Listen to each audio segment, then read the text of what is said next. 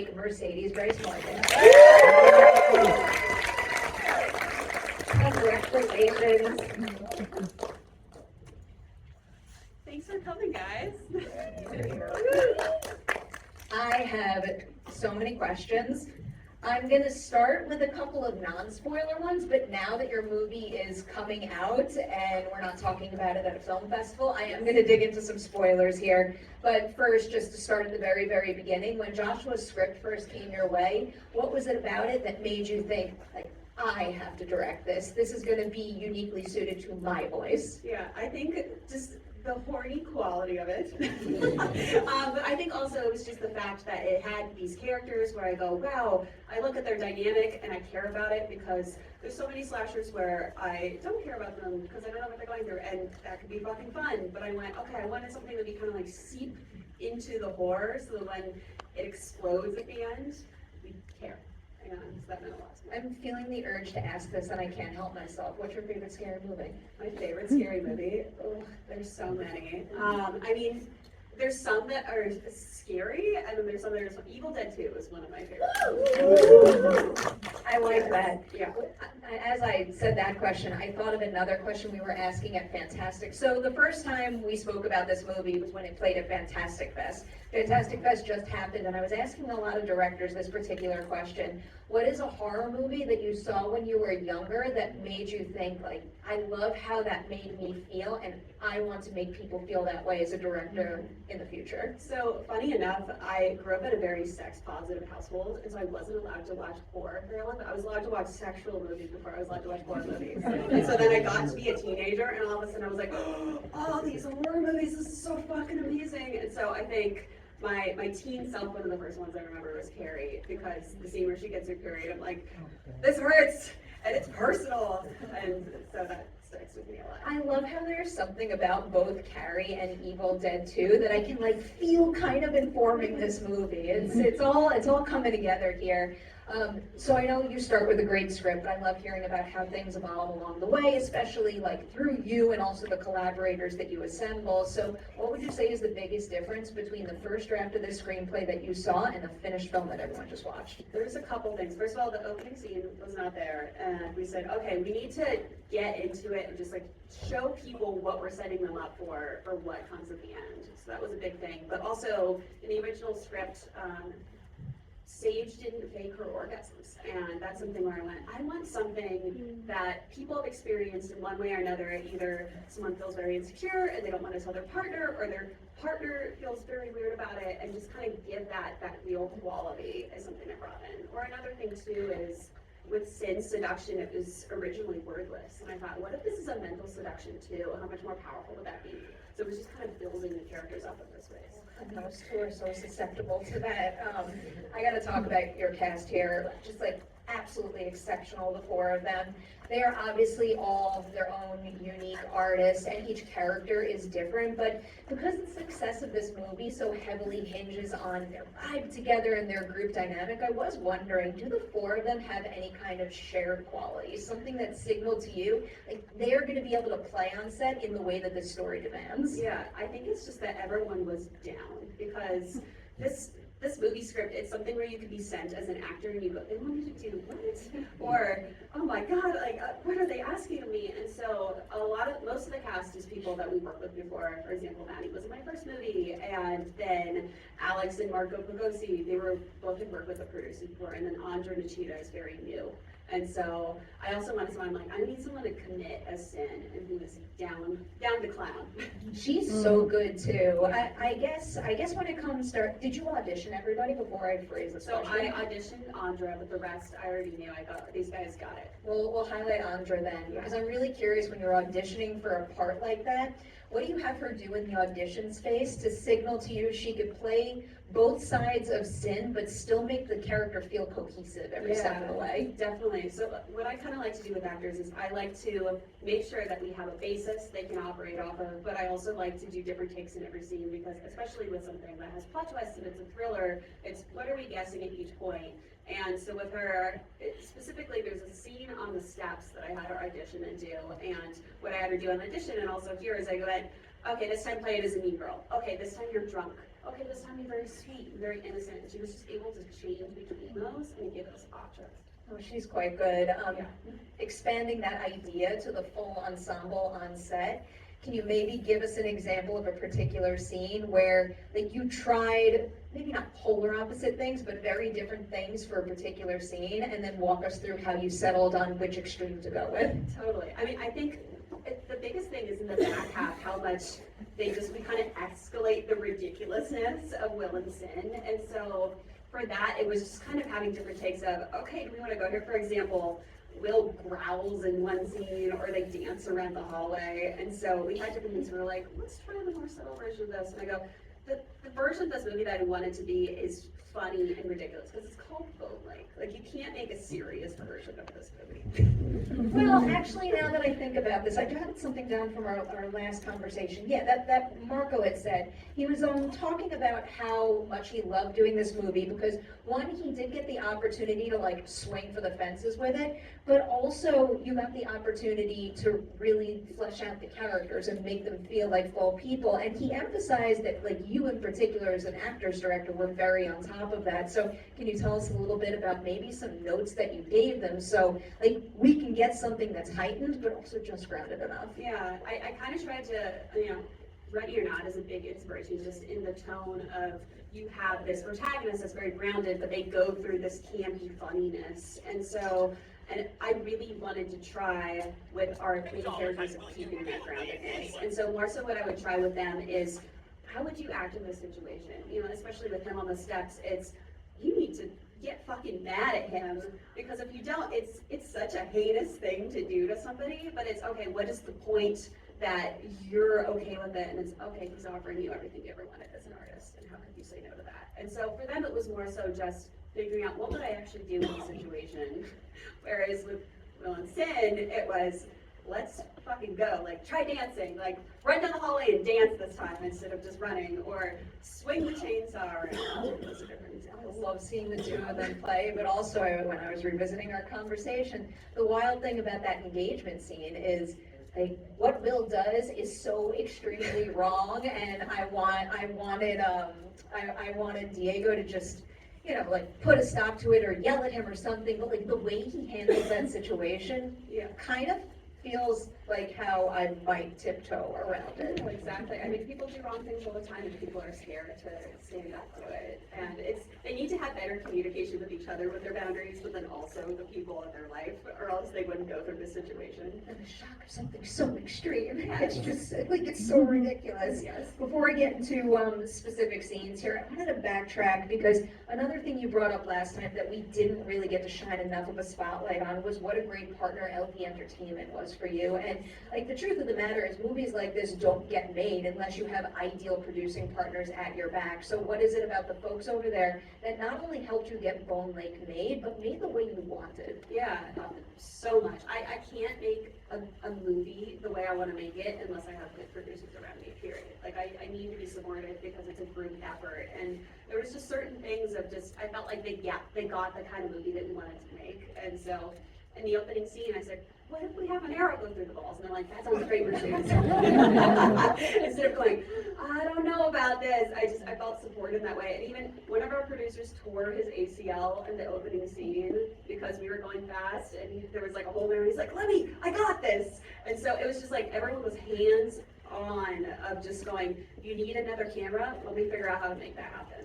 That makes me want to ask one of my favorite questions, and I will preface this question by saying it's a little unfair, and literally every single person who contributed to this movie is of the utmost importance, but can you tell us a little bit about maybe one or two Bone Lake unsung heroes, someone that we don't often get to see in front of the camera, or we don't know their name very well, but we should know the great contribution they made to your film?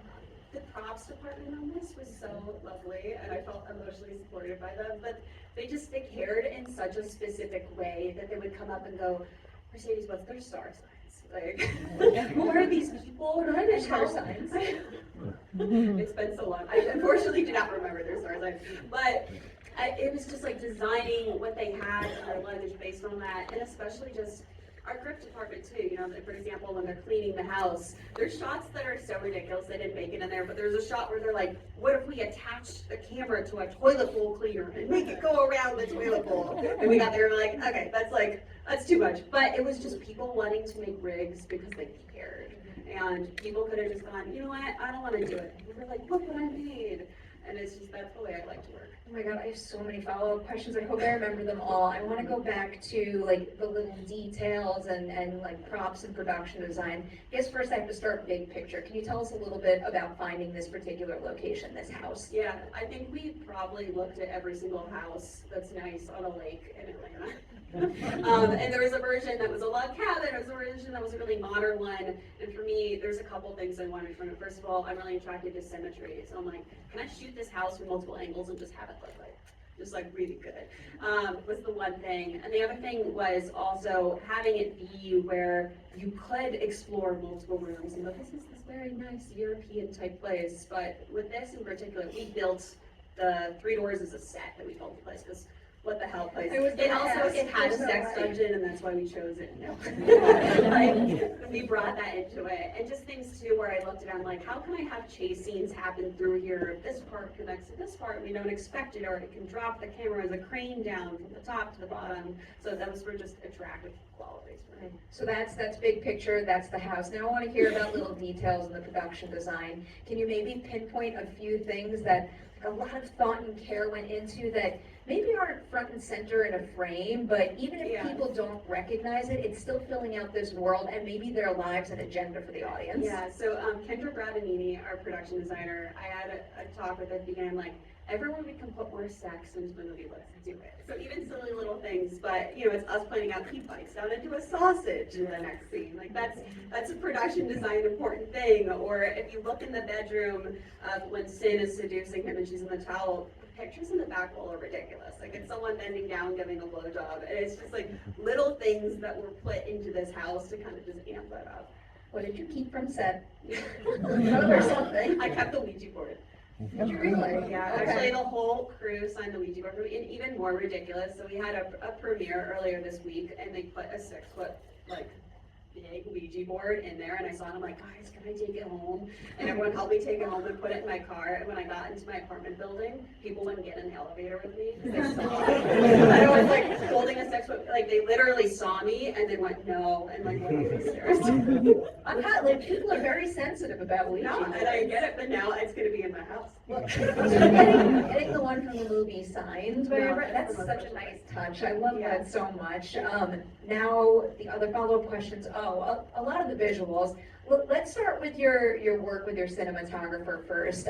What was it like figuring out the visual language of the movie, and maybe specifically designing the lighting, and also the choice to go heavy on those 360 shots? Yes, so my cinematographer, Nick Matthews, he also did Saw 10. I love him to death, I want to work with him forever.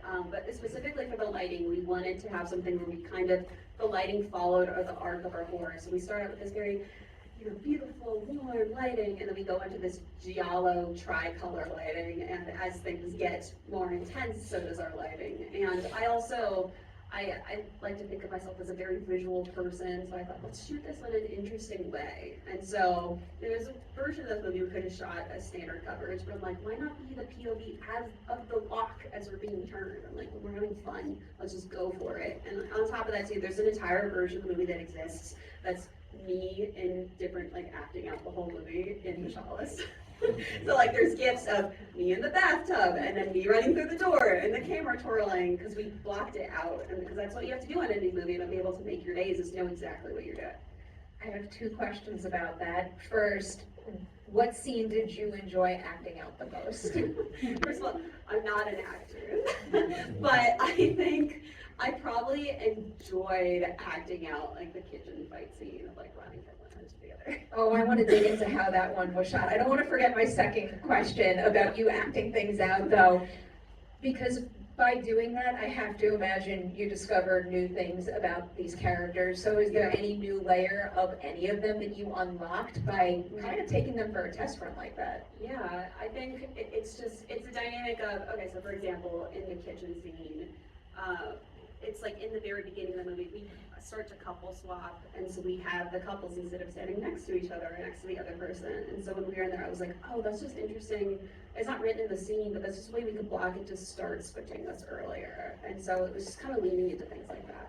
One more broader question before I start to touch on a couple specific scenes here, because you brought up the rigs before. Is there any particular, like, very elaborate one that your team designed, and can you tell us which scene we can see it used Yeah, in? for sure. So whenever the axe swings, like the camera's connected to the axe, and so it's just us on set being like this with the camera. Oh, I love that kind of stuff. Yeah. So now specific scenes. I have a couple listed here, but just to give you the opportunity to highlight whichever ones you want, I'll get at it this way. Going into filming Bone Lake, which particular scene did you think was going to be the toughest to execute? And ultimately, was that the hardest of the bunch, or did a different one catch you in the team by surprise? Yes, I always thought that the boat scene at the end would be the hardest. And it's funny because the entire time we were on set, I kept telling people, I'm like, guys, we don't have enough time to shoot this. And it was the one scene where it was, you know, it's a 2-page day, and we had some other 6-page days, and like, this day is crazy. Because you get stunts, and you get water, and everything that's happening. And the funniest thing happened that was the worst but best thing, is we had an actual storm when we were having our fake storm. And it's funny because one of the producers came up to me and was like, Mercedes, look, this is Jurassic Park level of water that we're getting for free. This is amazing. But then it rained too much, and we were in a foot of water, and people started slipping and sliding within the span of 5 minutes. So our stunt person slipped and broke their finger, and then we dropped a $20,000 lens in the lake. We were like, shut it down. We gotta shut it down. And so we ended up reshooting the boat scene in a soundstage in LA. And so, but it was awesome because I got more time to do it. Yeah, so I was like, this is awful. I'm like, hell yeah.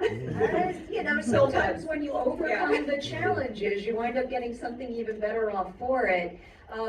Here's another broader question where you can name any scene you want. Which scene changed the most from script to screen based on what you all found on the spot? Yeah, I think the opening scene really. The original opening scene was Will and Sin doing this very sexual, seductive dance towards each other, which is very different. It's supposed to be the moment before they have sex that we see later, and we thought, you know, it's really fun, but we want to give people a horror movie before. Yeah. Would that scene, if you had started the movie with it, given things away too soon? Yeah, but I personally always thought of this movie as, we kind of know who it is. Like, people aren't dumb. Like, people know. They're like, there's 4 people in a house, this is happening. And what's more interesting to me is the why are they doing it and when is it going to go down. This is a sign that I just want to see the best in people. Admittedly, the second the engagement scene happens, I'm like, all right, like that game is over, Yeah. but I get what you're saying. Yeah. Going into the engagement scene now, I am curious because I mentioned to everybody before, I've seen your movie a couple of times, and every single time I see that scene, like I still like tense up and want to yell at the screen.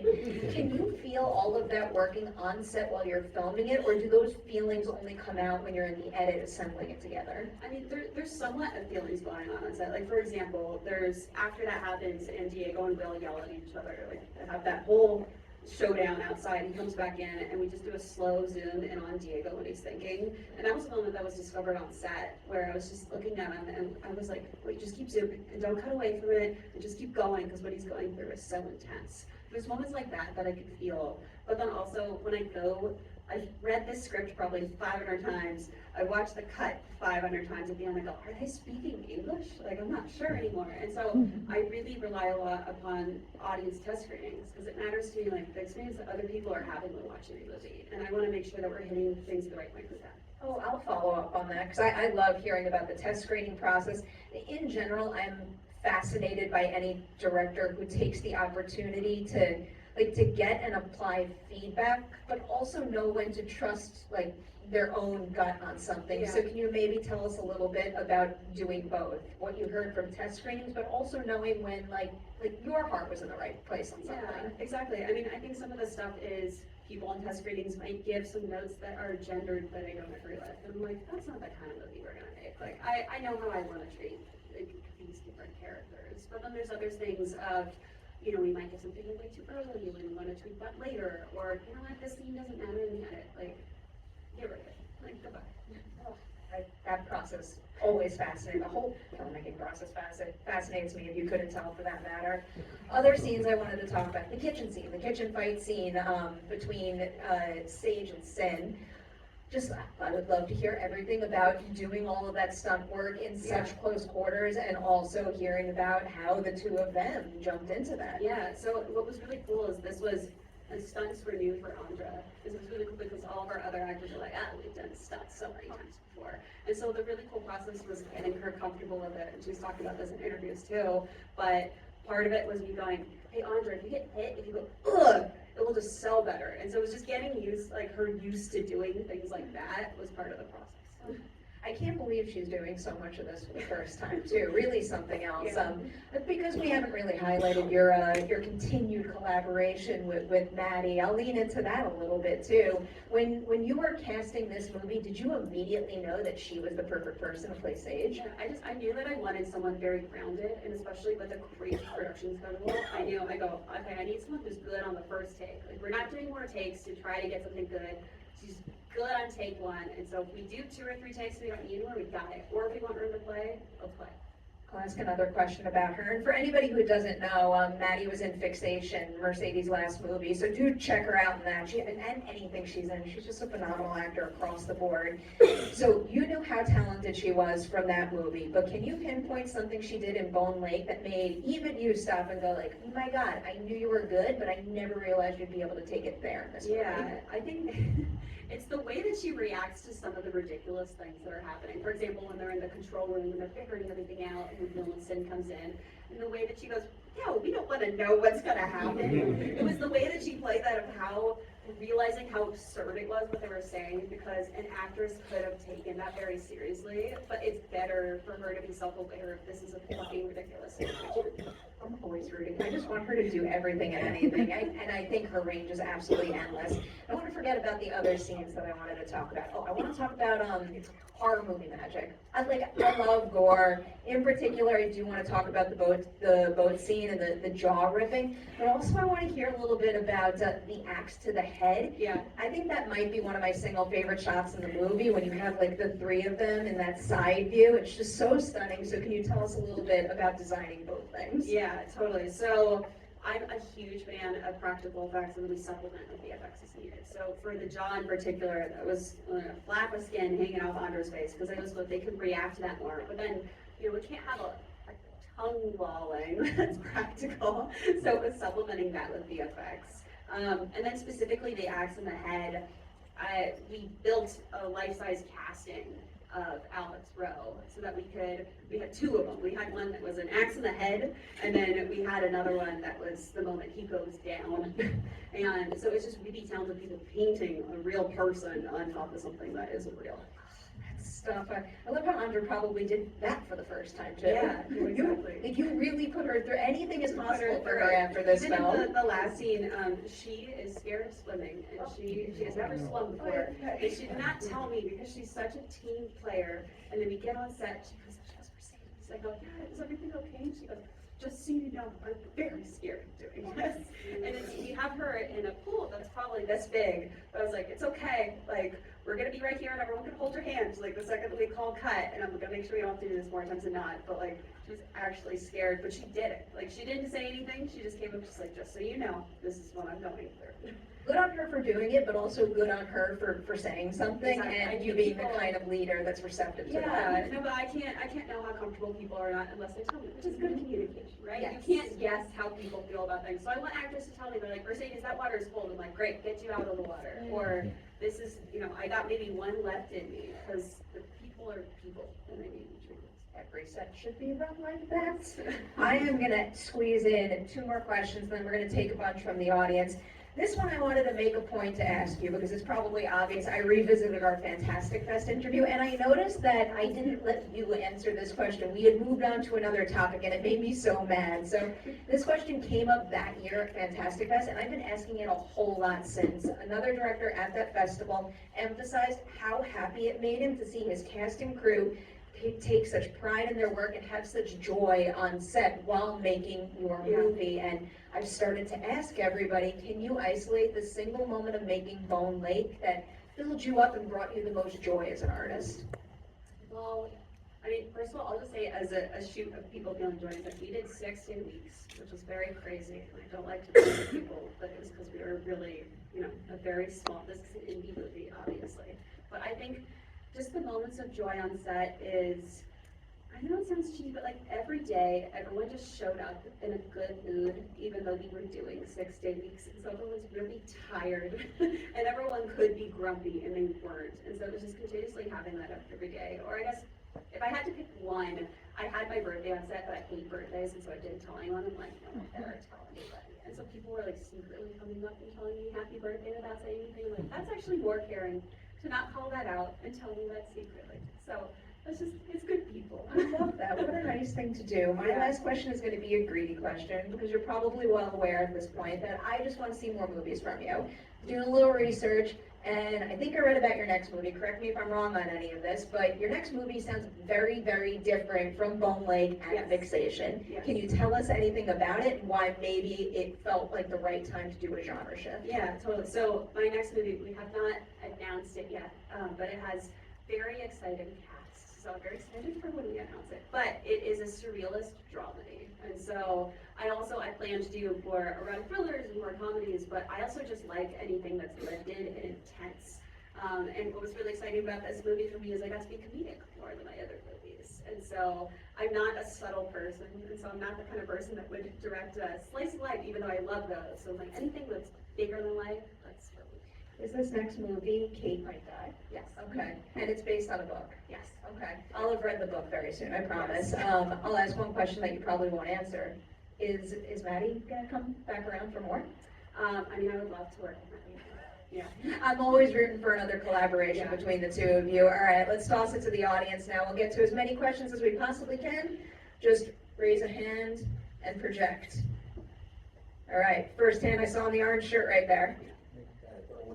I liked how sex positive the movie was.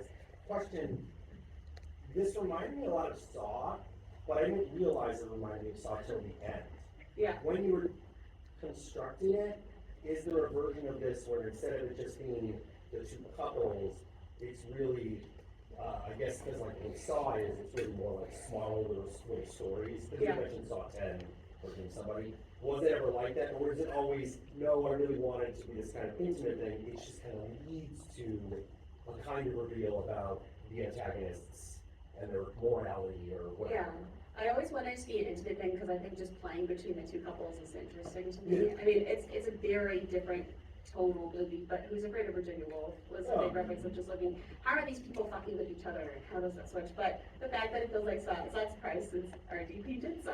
Well, yeah, when you said that, I was like, oh, that makes sense. Yeah, like, oh yeah, that makes sense, yeah. All right. Do we have any other questions? We've probably time for like one or two more if anyone wants to get one in, no? I'll go. Let's see. I got white shirt? Yeah. Yes. First off, fantastic movie. Had no clue what I was seeing. My friend invited me to a screener saying like, hey, you want to see this, movie? And I was like, sure. Great job. I was just curious, when you're saying these 6-day weeks, was it like 12-hour days? And was it also like, did you get the budget that you wanted, or did you have to manage a smaller budget? I had to manage a smaller budget, but I think even when people go to bigger budgets, it's never enough time or money. Sure. But it was definitely 12-hour days, and the crazy thing, because I never personally experienced 6-day weeks before, is to have turnaround for your actors. You have to let them go at a certain time, and so there are certain scenes where we had an hour left to shoot in our day, and they're like, Mercedes, our actors are gone, and I'd be like, stunt doubles. We're shooting this with stunt doubles. So for example, the scene when they get dragged out of the car, it's none of our real cast. It's all stunt doubles. Sometimes you gotta do what you gotta do to get it done. I get it. That is also movie magic right there. All right, one more, and if we don't, oh, no, I see it right there. What would be your double feature with this movie? My double feature with this movie, it would probably be a 90s erotic thriller. Like, it's ridiculous, but something like Wild Things, just so we could see how characters were punished for being sexual in the 90s, especially women characters, and now I'm like, it's a movie where they're sexual, that's part of who they are. They're instead being punished for having bad communication. And so kind of just being able to compare and contrast those things. What a double feature. I love that question. I love that question. I love this movie. I'm always rooting for you as a filmmaker. Before this gets drowned out by applause, Please tell everybody you know about Bone Lake. The only way we're gonna get more great movies like this on the big screen is if you spread the word and tell everybody you know about it. Mercedes, huge congratulations yet again. Enjoy open weekend.